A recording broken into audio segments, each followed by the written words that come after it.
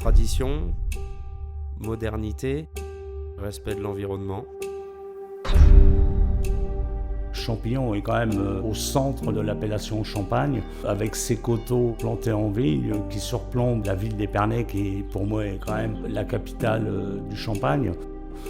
Mes grands-parents exploitaient de la vigne, mon père également, et qui plus est, a lancé la marque de champagne au très haut. Derrière tout ça, comment dire qu'on n'est pas issu du terroir. Ma passion a toujours été là et elle demeure encore là aujourd'hui par rapport au travail que je peux faire. Il faut toujours évoluer, il faut être à l'écoute, aller de l'avant, aussi bien sur les pratiques culturelles que sur les méthodes de vinification. On ne peut plus faire ce qu'on faisait il y a une trentaine d'années. Le défi environnemental que se fixe en Champagne est quand même très important. Depuis donc 2017, l'exploitation du champagne au très haut est ce qu'on appelle certifié haute valeur environnementale au niveau 3 et en plus viticulture durable en Champagne.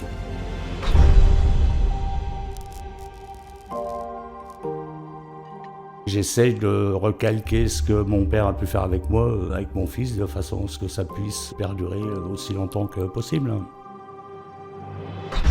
J'ai grandi dans les caves, au milieu des bouteilles. Il m'a jamais vraiment traversé l'esprit de faire un autre métier. J'ai pas l'impression de travailler, je fais quelque chose qui me plaît et je suis épanoui dans ce que je fais. C'était pour moi une évidence de reprendre l'exploitation familiale.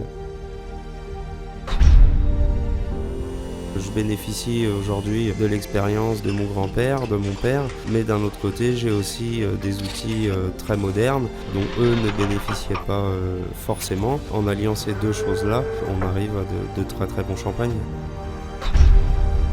On travaille sur 3 cépages, 5 terroirs différents. Nos méthodes de travail respectent au maximum l'environnement.